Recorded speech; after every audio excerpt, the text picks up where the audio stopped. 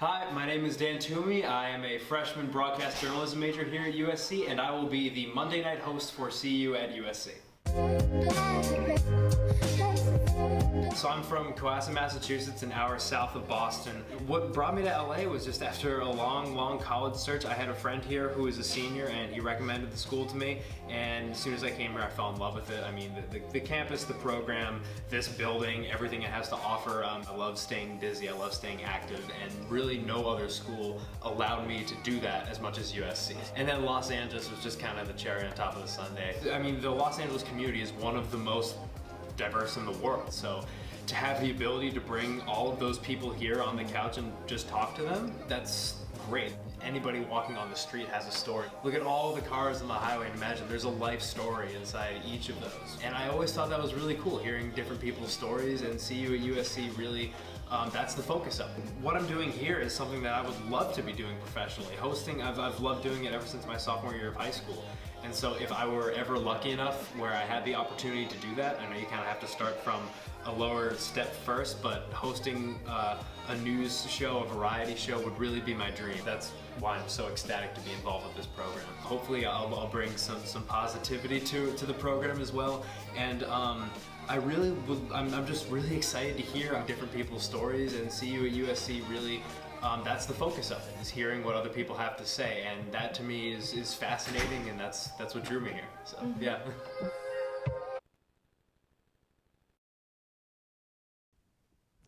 Good evening, ladies and gentlemen, and welcome to CU at USC. My name is Dan Toomey, your Monday night host, and we have a very special guest for you this evening. Dr. Brad Spellberg, the Chief Medical Officer at LA County Hospital, is here to join us. It's going to be a great interview, and I hope to see you there.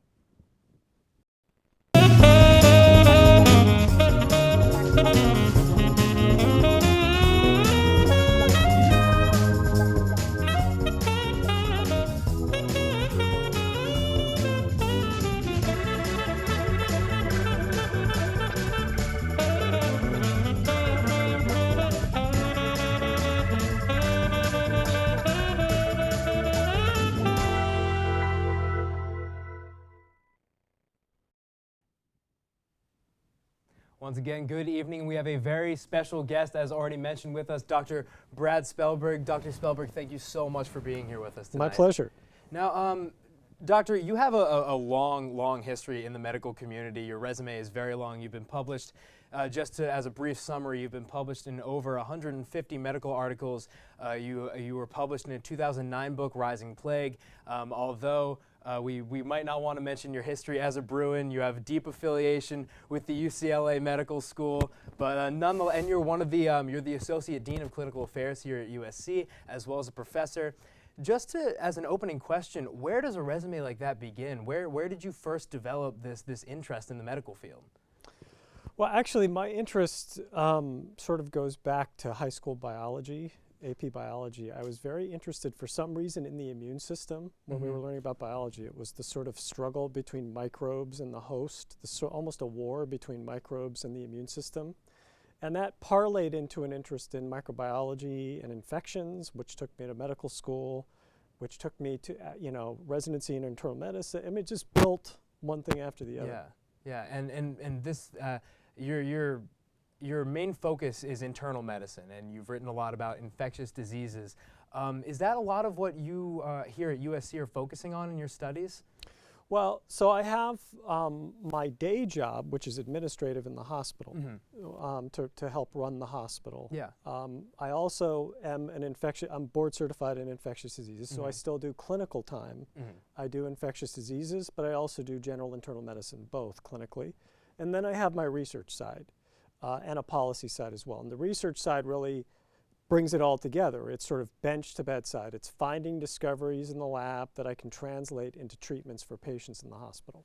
And have you found your experience here at USC to be rewarding in any sense, working with students? Later we'll be joined by two of students who are working under you. What has it been like to work under this specific program at the Keck School? Well, I mean, the opportunity to be the chief medical officer at the largest public hospital west of the Mississippi was not one I could pass up. Exactly. And so, the lab pre-existed that. The lab came with me when I moved over. And it's very gratifying. You know, I'm over in the hospital and, you know, the administrative stuff's driving you nuts. So you go over to the lab and you use the other part of your brain. Then the lab stuff drives you nuts. So you go back to the hospital. So as soon as you get tired of one, you just switch over to the other. You're using the other part of your brain. And do you like having that balance every day? It's I kind of do. And are those two very different sides of the medical field that you feel like you're dealing with? Completely different parts of your brain. How so? Oh yeah, the scientific side is very analytical, very methodical. Everything is carefully controlled. It's all about, you know, experiments in test tubes and in mice. When I'm in the hospital, it's implementation of things that will change care for patients. Oh, okay. Completely different operational aspect. So here, I guess it's a lot more of raw research, and then sort of the application of that would be in the hospital, would you say? Yeah, the research, I mean, I do actually do some clinical research and implementation science research, but the lab-based research is really geared, you know, it's at the molecular level. It's geared to discover new treatments. Yeah. And we have had some molecules get into clinical trials, and hopefully we'll end up getting FDA approved. So that's it's a different field, but it's all part of the same approach, which is to optimize patient care. And now, going off of that discussion of patient care, something that you've written extensively about is this sort of contemporary phenomenon where we see a decrease in new antibiotic development and an increase in diseases that are immune to those. Would you just mind elaborating upon that a little bit for those of you at home that might not be aware of what really this crisis is? Sure. We are having a public health crisis of antibiotic resistance, not just in the United States, it's international. And in fact, the UN is having an antibiotic resistance meeting coming up in the next week because it has reached crisis proportions globally. We are not getting new antibiotics developed at the pace nearly commensurate with historical rates for a variety of reasons. So as resistance rates keep rising, as new antibiotic development declines, we're running into patients we can't treat, who have infections we can't treat for the first time since 1934. Yeah. And that is a very frightening thing for the medical community to confront. And how do we end up with diseases that are immune to a lot of the antibiotics that we've had already? Is it merely just evolutionary on their part? Yeah, it's natural selection. So the first thing we have to remember is we didn't actually invent antibiotics. We discovered them. Oh, Bacteria invented antibiotics about 2 billion years ago with a bee. Oh. They've been killing themselves with these weapons for 20 million times longer than we've even known they exist. So in 2 billion years of microbial evolutionary warfare, they've developed resistance mechanisms to protect themselves from anything we can come up with. So they were way ahead of us by the time we came around for it. So what happens is we get a new antibiotic approved, we start dumping thousands or even millions of kilograms into the environment. You kill off the susceptible bacteria, leaving behind the resistant bacteria to grow and multiply. Yeah. And the book you wrote, Rising Plague, it was published in 2009. Have you seen any developments or changes in regards to this this issue since you've written that, or do you feel like it's either gotten worse? The problem continues to grow worse, but the encouraging thing is that in the last 3, 4, 5 years, there finally has been meaningful mobilization of social and congressional resources. So there's some legislation that's been passed to help address the problem. The president has put together an entire panel of experts to try to recommend policy solutions. There has been large amounts of dollars poured into incentivizing new antibiotic discovery, both in the US and in Europe. So we have not turned the corner, but the tools we need to start to turn the corner are now in place. Yeah, so the gears are kind of turning now for the development. And as you spoke with the meeting coming up, that has to be a big catalyst to sort of begin the whole process, right? It's a symbol that people now are really understanding.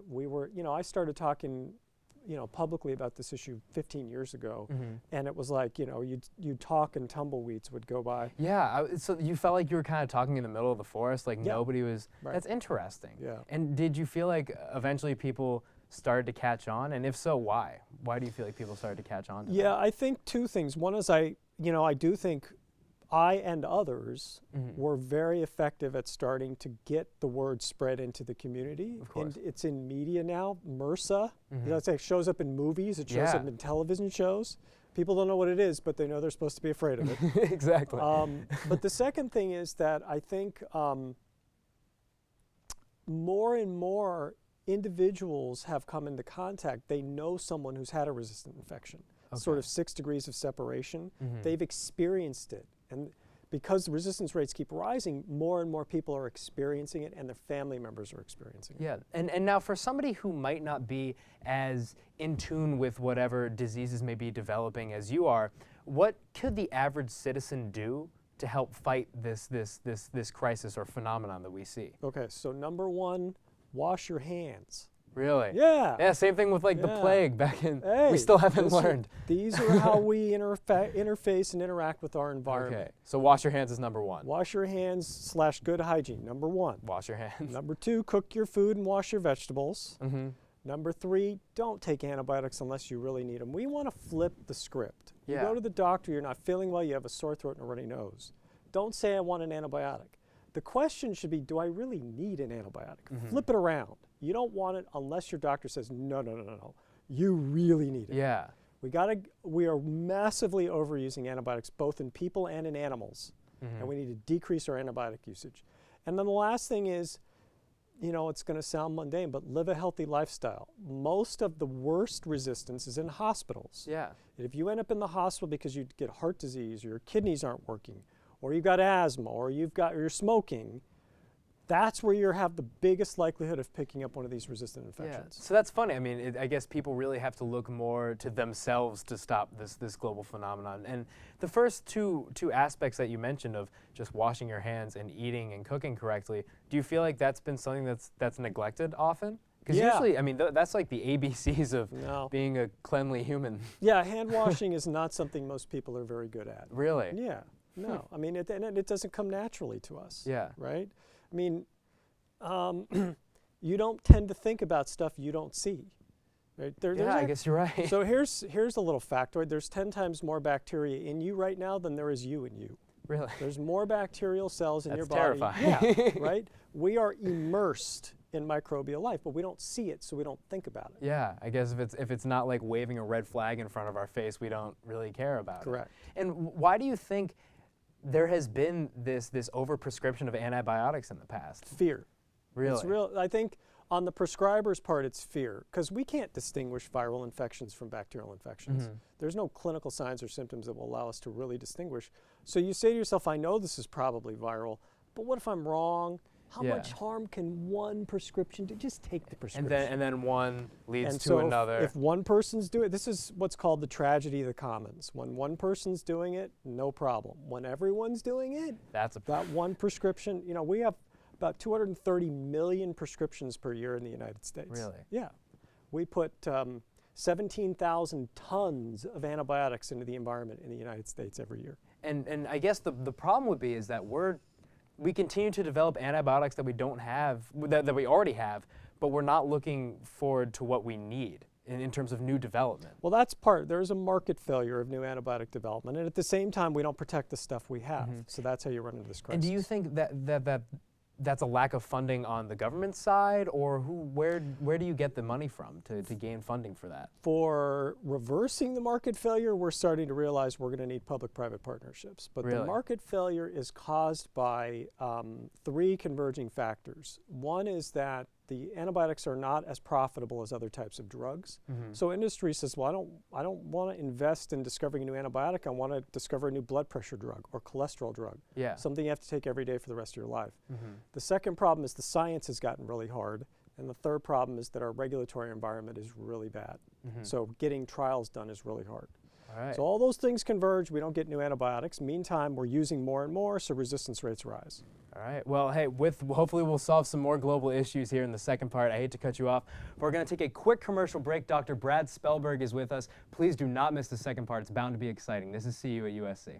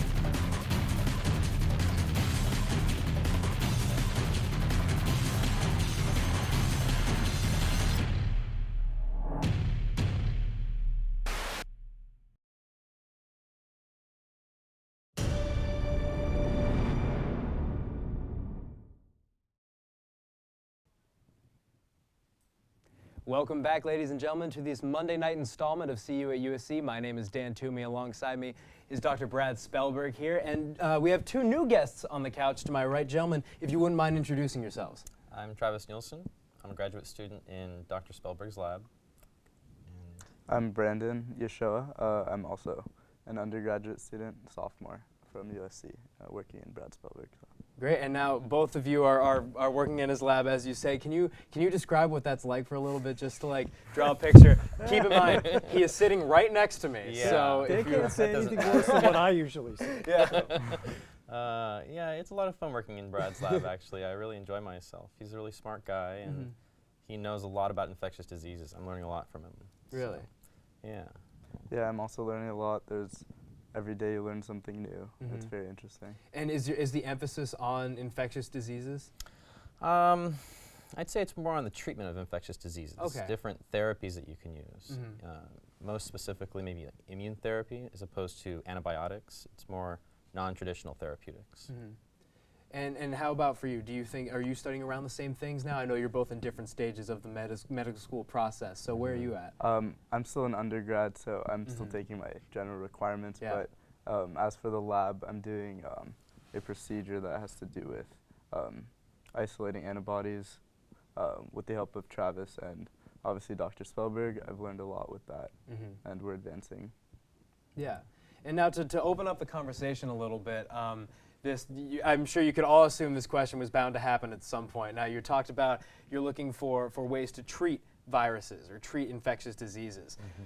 So many. I'm gonna have to interrupt you there. All right. We're a bacterial lab. Please correct me whenever you fungus feel like too, it. right? Bacteria and fungus. We don't do a lot of viral stuff. Oh, okay. The antibiotic resistance is really a problem of bacteria and to a lesser extent fungi. Okay. But we're happy to talk about viruses if you Please, let's talk about viruses then. So, and once again, if any of you feel the need to correct me, you have full authority to. Don't worry. Now, some of the biggest headlines in the medical community now are stolen by names such as Zika virus, Ebola, I'm sure you heard of. Now, as you laughed there. Why did you laugh? Because when you say that word, it causes post-traumatic stress disorder for me. There was such panic around Ebola last year. Yeah. And it just caused massive operational headaches in the hospital. Especially at the hospital. What was that atmosphere like during that time period? It was very hard. On the We had daily? Staff that was very concerned about the acquisition of Ebola. We had patients that had flown over Africa. Seriously? And they're like, oh my God. I was like, they flew over. You can't get it that way. They're in an airplane, folks. Calm down. You know, there was just a lot of concern, enormous expenditure and personnel time to prep for it. And now, if you could elaborate upon Zika virus for a little bit, what's your guys' take on that? I mean, for those of you at home who probably don't know the full story about it, like me, I know its title and I know it's very bad. But if you could go into a little more detail about what really it is. I don't know. I don't know if really bad is the way I would describe it. It seems like it's something, at least from what I understand, that mostly affects pregnant women or their the fetus specifically. Okay. It's a neurological issue with that. So with development, as far as I'm aware, there's not much else that's going on. So I think there's a much ado about nothing when it comes to Zika. Really? Yeah. And would you agree with that? I mean, especially leading into the Rio Olympics, I remember hearing like, oh, players aren't going to play for the national basketball team because they're afraid of anything they might get picked up. Is that kind of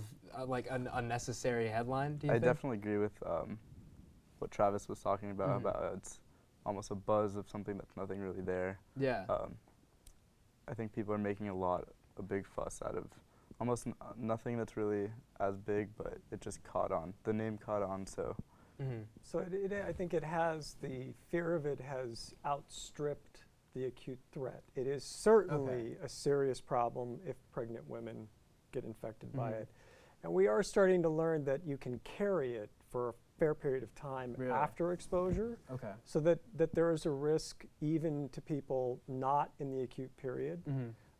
But there are other West Nile virus has been around in this country for a long time. Same class of viruses. Really? We have other viruses that are mosquito-borne. It will spread. It will cause infections.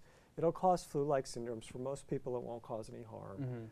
But there is this fear and risk of fetal development, as Travis mentioned. Yeah, and is this almost at the same level as Ebola was, do you think, in terms of public fear or even like how dangerous it is? Or no, Ebola is 50% fatal. Yeah. No, not the same thing at all. Really? And the level of panic that Ebola caused I've never seen anything like it. It was unparalleled. Really? Hysteria. Yeah. Yeah, just craziness. I mean, I remember waking up every day you would hear something about it.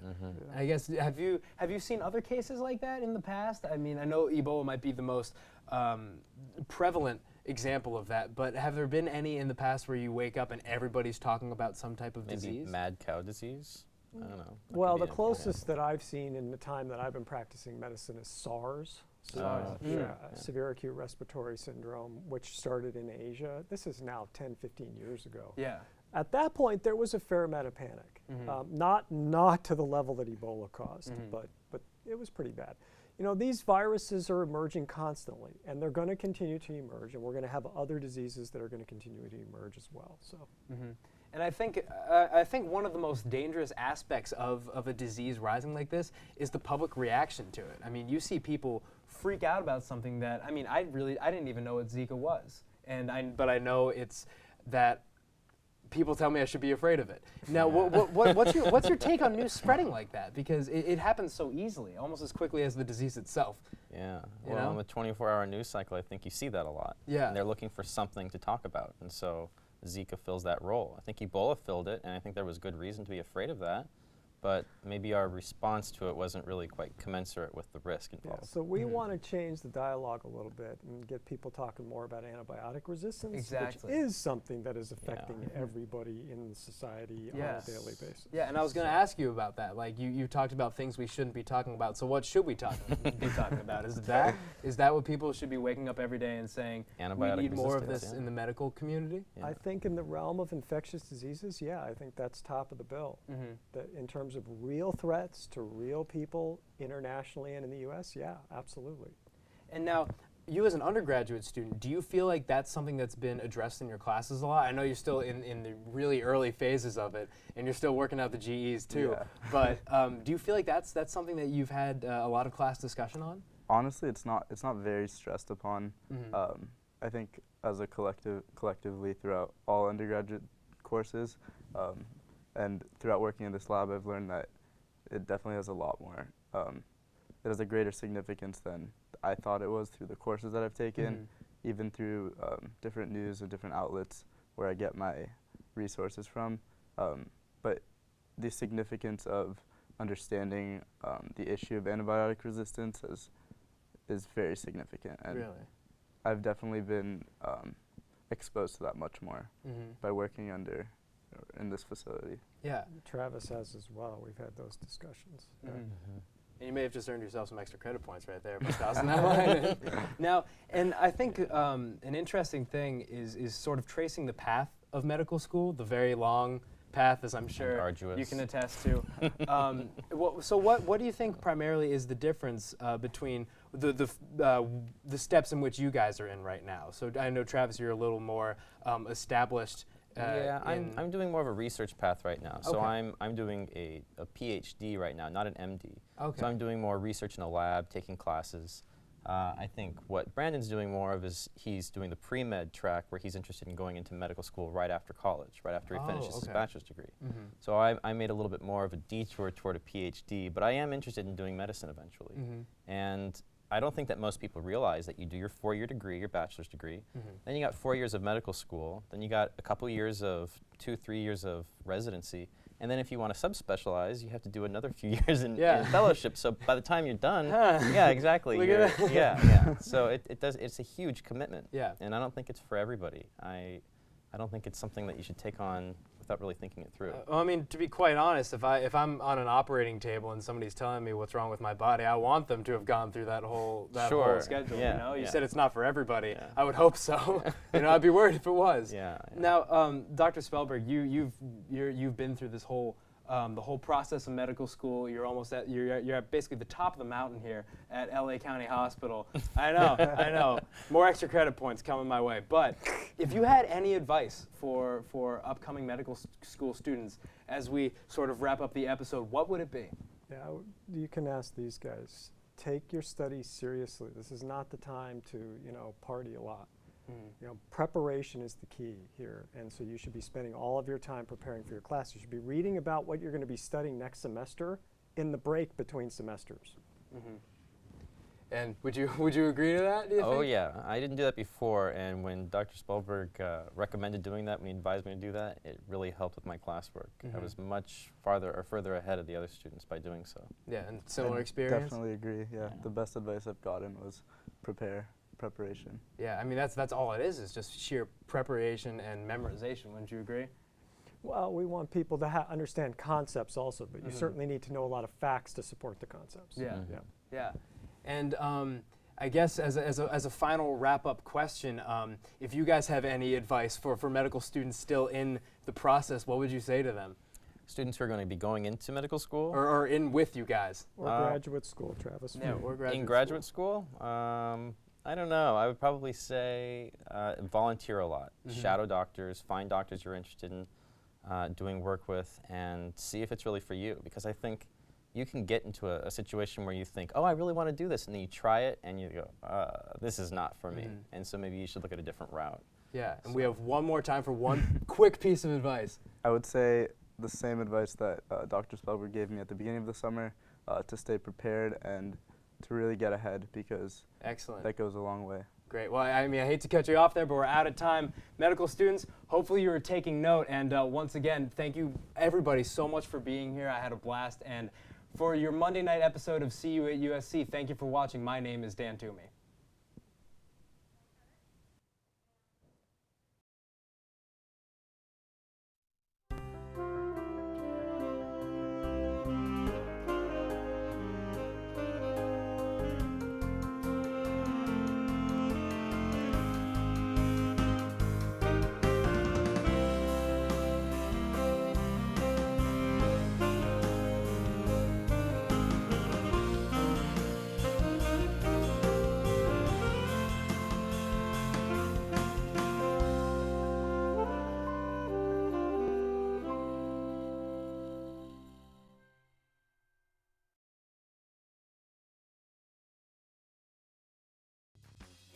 You're watching Trojan Vision.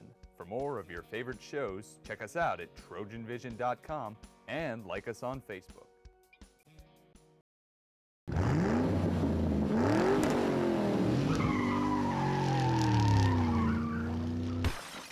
No! What the heck? It's a hard game. Yeah, but addicting. It's already 1:30. 1:30. Mind Games is on.